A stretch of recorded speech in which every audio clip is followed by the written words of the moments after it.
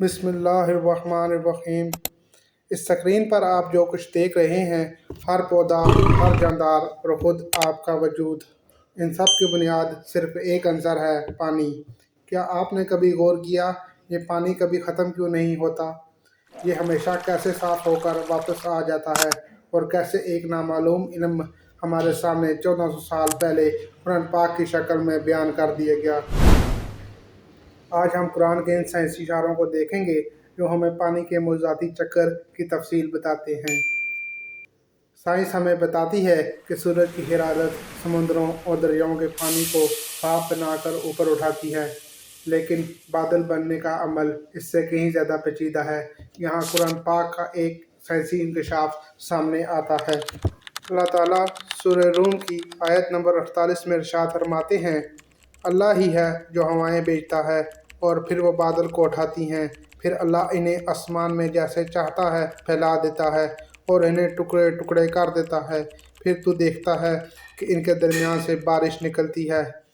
غور کریں، قرآن صرف بارش کا ذکر نہیں کر رہا بلکہ ایک تسلسل بیان کر رہا ہے۔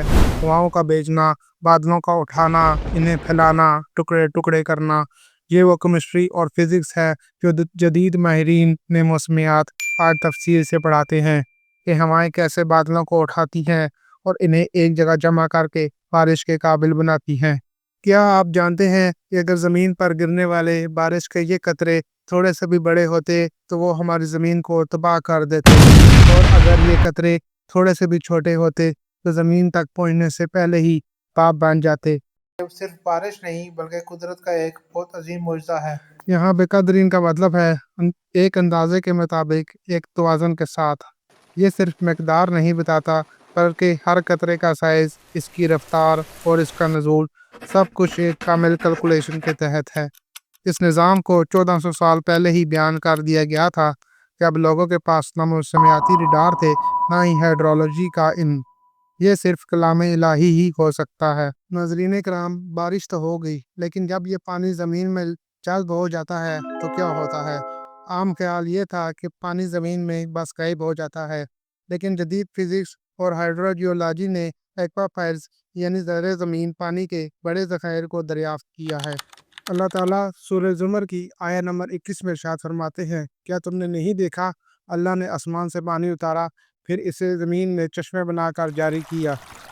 یہاں قرآن کہتا ہے کہ پانی کو زمین میں رکھا جاتا ہے، اسے صرف جذب نہیں کیا جاتا۔ یہی وہ زیر زمین ذخائر ہیں جو صدیوں سے انسانوں اور فصلوں کو زندہ رکھتے ہیں۔ آپ کا ٹیوب ویل، آپ کا ہینڈ پمپ، یہ سب اسی قرآنی سچائی کی تصدیق کر رہے ہیں کہ پانی زمین کے بنیادی نظام میں محفوظ کیا جاتا ہے تاکہ خشک سالی میں زندگی جاری رہے۔ تو ناظرین، قرآن کا مقصد سائنسی کتاب بننا نہیں تھا بلکہ یہ علم و حکمت کے اشارے دے کر انسان کو غور و فکر اور تخلیق کار کی پہچان کی دعوت دیتا ہے۔